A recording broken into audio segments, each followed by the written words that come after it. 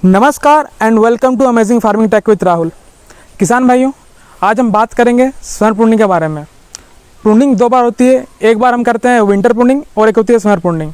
अगर summer pruning हमारी, अगर हम बोलेंगे कि अगर घर बना रहे तो नींव है, अगर तो विंटर प्रूनिंग हमारी क्या है, वो जो प्लास्टर करते हैं हम, बस वो प्लास्टर रहता है। लेकिन हमारी जो नींव है वो है आपकी समर प्रूनिंग। तो हम जानेंगे कि समर प्रूनिंग हम कैसे करेंगे। उससे पहले हम ये जानेंगे कि समर प्रूनिंग हम क्यों करेंगे, तभी आपको इसकी जो महत्व है इसके बारे में पता चल पाएगा कि समर प्रूनिंग हम लोग क्यों करते हैं। तो अगर सबसे पहला कारण की बात करें तो सबसे पहला कारण है कि हम जो पौधा है इसकी ग्रोथ को हम लोग रोकते हैं। अगर हम रोकना बोल रहे हैं तो ये एक सही वर्ड नहीं है, ठीक है। इसको हम बोलेंगे कि इसके ग्रोथ को हम कंट्रोल कर रहे हैं, क्योंकि अभी तक आप देख रहे हैं ये पौधा जो ग्रो कर रहा है इसका कोई डायरेक्शन नहीं है, मतलब ये किसी भी डायरेक्शन में ग्रो कर रहा है। लेकिन हमको इसको प्रोडक्टिविटी में लाना है, तभी हम इसको जो हम अच्छी फ्रूटिंग है वो ले सकते हैं। अगर इसको हम प्रोडक्टिविटी में नहीं ला पाते हैं तो हमारे कुछ फ़ायदा नहीं है, ये सिर्फ हम लकड़ी पैदा कर रहे होंगे, ना कि हम फ्रूट्स ले पाएंगे अगले साल। अभी का जो समर प्रूनिंग है इसका महत्व आप इस बात समझ सकते हैं कि अभी का समर प्रूनिंग ये हमारा जो अगले साल जितनी हम प्रोडक्शन लेंगे ये उसको तय करेगा। तो समर प्रूनिंग बहुत ज़्यादा महत्वपूर्ण होती है। तो सबसे पहला मुख्य कारण तो ये है कि हम इसकी जो ग्रोथ है उसको प्रोडक्टिविटी में लाते हैं, ना कि सिंपल में इसके वुड पैदा कर रहे होते हैं। लकड़ी नहीं पैदा करना है हमको सेब लेना है, ठीक है। सबसे पहला कारण है इसको ग्रोथ को कंट्रोल करना, ना कि इसके ग्रोथ को रोकना, क्योंकि ग्रोथ रोक देने से तो पौधा कुछ भी प्रोडक्टिविटी आएगा ही नहीं। तो हम लोग ग्रोथ को इसको कंट्रोल करेंगे। और दूसरा कारण है कैनोपी मैनेजमेंट। हम लोग समर प्रूनिंग के द्वारा एक ऐसा कैनोपी मैनेज करेंगे जिससे कि हमारी जो फ्रूट है, जब हमारे पौधे में फ्रूट्स लगेंगे तो इसमें जो धूप है वो सभी डायरेक्शन में लगेगा, तभी जाके इसमें एक अच्छी जो फ्रूट की क्वालिटी है वो इम्प्रूव होगी। साथ ही जो कलरेशन है वो हर तरफ एक समान रहेगी, ना कि सिर्फ एक साइड रेड कलर आएगा और एक साइड ग्रीन रहेगा, ऐसा नहीं होगा। तो हम ऐसा करेंगे कि इसका कैनोपी को इस तरह से मैनेज करेंगे समर प्रूनिंग द्वारा कि हमारी जो धूप है वो हर तरफ आके गिरे इस पर, जिससे कि हमारी जो रेड कलर है इस सेब में वो पूरी तरह से उसमें हर तरफ से एक समान रहे, यूनिफॉर्म रहे उसमें सेब में कलर में। और तीसरा सबसे मेरा महत्वपूर्ण काम है, देखिए हमारा जो अल्टीमेट गोल है वो क्या है, हमें प्रोडक्शन लेना है। तो प्रोडक्शन लेने के लिए हमें क्या चाहिए, हमें चाहिए फ्रूट बर्ड्स। जितने ज़्यादा फ्रूट बर्ड्स इसमें होंगे उतने ही अधिक हमारी संभावना बढ़ जाएगी कि हमें उतने ज़्यादा फ्रूट्स मिल पाएंगे अगले साल। तो तीसरा हमारा यही कारण है कि क्योंकि हमारा अल्टीमेट गोल ही है प्रोडक्शन को इंक्रीज़ करना, तो हम तीसरा जो समर प्रूनिंग का टेक्निक है उसके द्वारा हम बर्ड्स का निर्माण करेंगे, ताकि इसमें बर्ड्स पूरी तरह से इसमें भरती रहे और हमारी सेब से लदा रहे हर एक टहनी। हम कोई भी फालतू का कोई भी ब्रांच नहीं रखेंगे, बस हमें जितना प्रोडक्टिविटी मिलेगा जिस टहनियों से, बस उन्हीं टहनियों को रखना है और उसी को ट्रेन करना है, ठीक है। तो ये था समर प्रूनिंग करने का मुख्य कारण। तो आइए अब जानते हैं कि समर प्रूनिंग हम कैसे करते हैं। समर प्रूनिंग करने के लिए सबसे पहले हम जो स्टार्ट करने वाले हैं, सबसे पहला तरीका होगा 3 बड प्रूनिंग। तो आइए देखते हैं 3 बड प्रूनिंग क्या होता है। पर उससे पहले हम आपको बताएंगे कि आपको जो वाटर सोर्स होता है उसको कैसे कंट्रोल करना है। कि समर प्रूनिंग में सबसे जो पहला हमारा जो काम रहता है वो ये रहता है कि हम जो वाटर सोर्स है उसको कंट्रोल करते हैं। अब वाटर सोर्स को पहचानना कैसे है वो मैं आपको पहले सिखाता हूँ। यहाँ पे कैमरा लाइए, जूम कीजिए थोड़ा सा, देखिए दोस्तों इस ब्रांच को जूम कीजिए। देखिए अगर इस ब्रांच की बात करें तो ये वाटर सूट नहीं है। वाटर सूट का पहचानने का सबसे जो मुख्य अच्छा तरीका है वो ये है कि अगर ये ब्रांच है तो इसमें ये परपेंडिकुलर रहेगा, इस तरीके से रहेगा और ये विग्रस ग्रोथ में जाएगा। जैसे आप देख रहे हैं कि इसका डायरेक्शन कुछ इस तरह से है, तो ये वाटर सूट नहीं है। लेकिन इसको हम लोग क्या करेंगे, वाटर सूट से तो हम लोग को इसमें स्पर्श तैयार करने हैं ना, फ्रूटिंग स्पर्श हमें लेने हैं। तो इसको हम लोग कट करेंगे, यहाँ पे 3I में कट करना है। जैसे देखिए 1 2 3, और हमें ऐसा कट करना है जिससे कि हमारी वीक ब्रांच है वो निकले, क्योंकि जितनी भी कमज़ोर टहनियाँ हैं वो हमें सेब दे के जाएगी और जितनी भी मजबूत टहनियाँ रहेंगी वो हमें सेब नहीं देती हैं।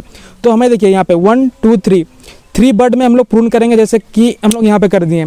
तो इसका बाद होगा क्या कि जैसे देखिए यहाँ पे जो है ये एरिया हमारे फ्रूटिंग स्पर्श या जो स्पर्श बोलते हैं या फिर फ्रूट बड बोलते हैं, तो यहाँ पे फ्रूट बड यहाँ पे बनने लगेंगे और ये हमारा फ्रूटिंग का एरिया तैयार हो जाएगा। वैसे ही आप देख रहे हैं ये भी वाटर स्प्राउट नहीं है, ठीक है, वाटर स्प्राउट नहीं है, लेकिन हमें इसको भी 3 बर्ड आई में हम लोग को इसको प्रून कर देंगे। 1 2 3।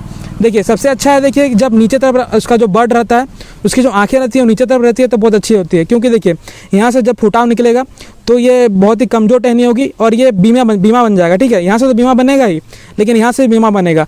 लेकिन यहाँ पे अगर हम देखें तो यहाँ पे जब हो सकता है कि इसमें बीमा ना बने, यहाँ से जो अगर फुटाव निकलता है हो सकता है कि यहाँ से बीमा नहीं बनेगा। अगर बीमा नहीं बनेगा तो अगर देखेंगे कि हम लोग इसका विग्रस ग्रोथ ले रहा है तो हम इसको पिंचिंग कर देंगे, ठीक है। पिंचिंग कर देंगे तो फिर से उसका जो ग्रोथ है वो कंट्रोल हो जाएगा और वहाँ पे फिर से बीमा तैयार हो जाएगा।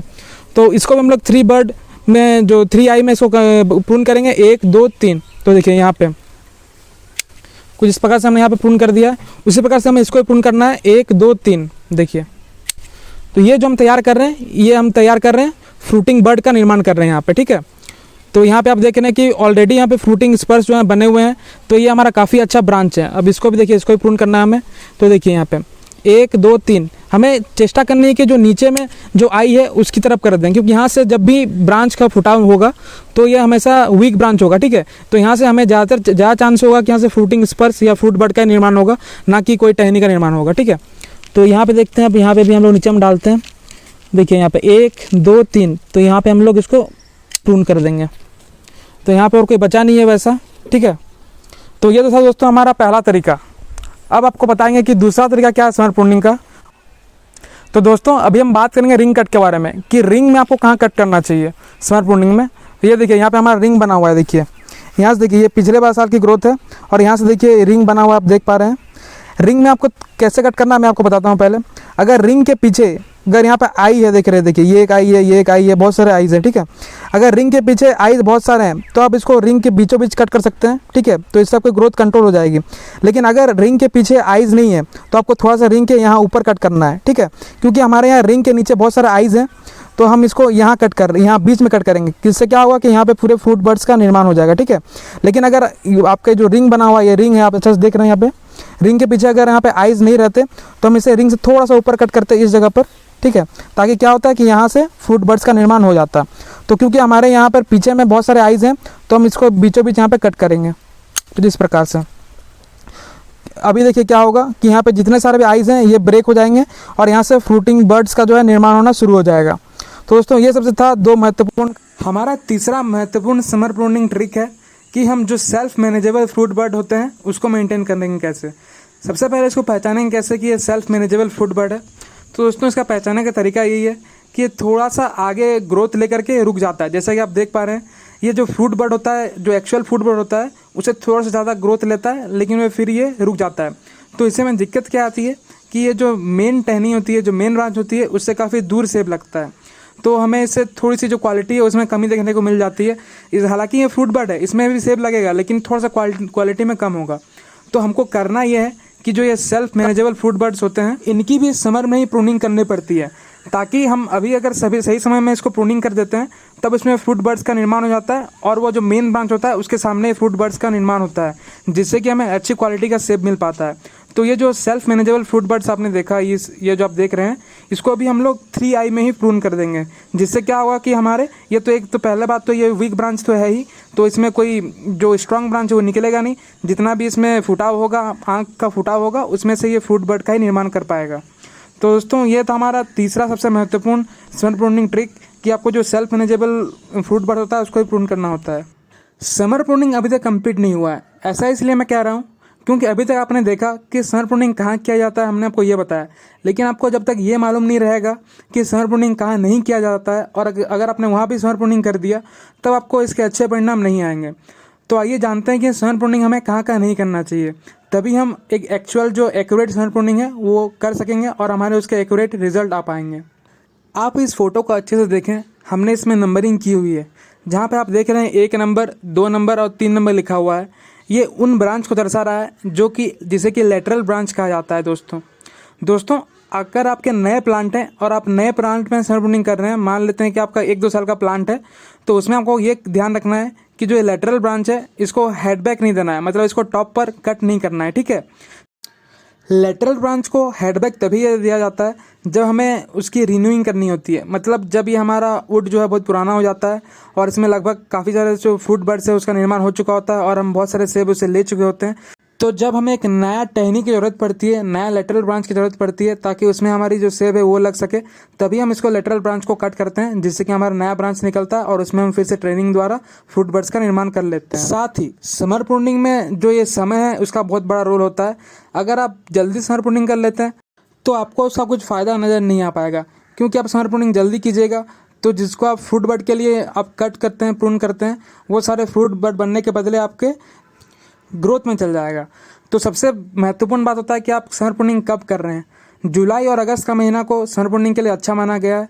समर प्रूनिंग में आपको एक बात का और ध्यान रखना है कि जो दो लेटरल ब्रांच होते हैं उन दोनों के बीच में कम से कम 30 सेंटीमीटर का ही गैप होना चाहिए। अगर उससे कम गैप हो जाता है तब आप उसको उस ब्रांच को हटा देना है। जैसा कि आपको स्टार द्वारा दर्शाया गया है, आपको स्टब कट देना होता है, ठीक है। स्टब कट में आप एक आई को छोड़ करके, जो कि नीचे तरफ आई का डायरेक्शन होगा, उस आई को रख करके आप कट कर देते हैं ताकि वहाँ से जो फ्रूटिंग स्पर से उसका निर्माण हो सके। और आपको इस बात का ध्यान अवश्य रखना है कि दो लेटरल ब्रांच के बीच में 30 सेंटीमीटर का कम से कम गैप होना चाहिए, ठीक है। यही समय होता है जब आप देखते हैं कि जो आपका पौधा है, आपको ज़मीन से 45 सेंटीमीटर तक कोई भी टहनी नहीं रखना होता है। अगर ज़मीन से 45 सेंटीमीटर तक कोई भी टहनी आता है तब इसको अभी ही आप समर प्रूनिंग के द्वारा इसको कट करके हटा देंगे, ठीक है। 45 सेंटीमीटर मापने के लिए आपको कोई स्केल लेने की ज़रूरत नहीं है। आप अपने घुटना को मिला लीजिए। घुटना तक जितने भी ब्रांच होते हैं उसके घुटना के नीचे जितने भी टहनियाँ निकली हुई रहेंगी उसको आप सभी को हटा देना है, ठीक है। तो आपको स्केल से नापने की कोई ज़रूरत नहीं है। आप अपने घुटना तक जितने भी ब्रांच रहेगा उसको हटा देना है। अगले वीडियो में हम आपको कैनोपी मैनेजमेंट के बारे में जानकारी देंगे। तो अगर हमारे चैनल पर नए हैं तो चैनल को अवश्य सब्सक्राइब करके रखें ताकि आपको अगले आने वाली वीडियोस में आपको सारी जानकारी मिल सके। तो दोस्तों, ये था समर प्रूनिंग। आपको पता चल चुका होगा कि कैसे समर प्रूनिंग किया जाता है और समर प्रूनिंग कितना ज़रूरी है, ठीक है। अब हम इसका आगे की वीडियो में बात करेंगे किस प्रकार से हम बेंडिंग का प्रयोग करके फ्रूट बड्स का निर्माण करते हैं। 3 मेथड होते हैं किस प्रकार से हम अपने कैनोपी को मैनेजमेंट करेंगे, ठीक है। तो समर प्रूनिंग के द्वारा इस प्रकार से हम कैनोपी को मैनेजमेंट करते हैं। बाकी कैनोपी का अच्छे मैनेजमेंट के लिए हम बेंडिंग का प्रयोग करते हैं। तो बेंडिंग के बारे में आपको अगले वीडियो में अपडेट देंगे। तो अगर आप हमारे चैनल पर नए हैं तो चैनल को सब्सक्राइब अवश्य करें ताकि हमारे जब भी वीडियोज़ आएंगे इसके बाद बेंडिंग के ऊपर तो उसके लिए आपको नोटिफिकेशन आ जाएगा आपके पास। तो आप सब्सक्राइब नहीं किए तो सब्सक्राइब अवश्य करें और इस वीडियो को लाइक कर दें। तो दोस्तों, आज के लिए इतना ही। जय जवान, जय किसान, जय हिंद। हमारे जो किसान भाई होते हैं वो पहली बार समर प्रूनिंग करने में काफ़ी उनको डर लग रहा होगा। तो इसमें डरने की कोई आवश्यकता नहीं है। आप शुरुआत में 1-2 पौधों में समर प्रूनिंग करके देखें, फिर आपका धीरे धीरे जैसे जैसे एक्सपीरियंस बढ़ता जाएगा तो आप फिर धीरे धीरे ज़्यादा पौधे के ऊपर समर प्रूनिंग का टेक्निक्स को अप्लाई कर सकते हैं।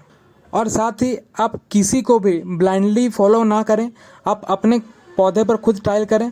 इससे आपको और भी अच्छे अच्छे रिजल्ट आपको मिल पाएंगे। धन्यवाद।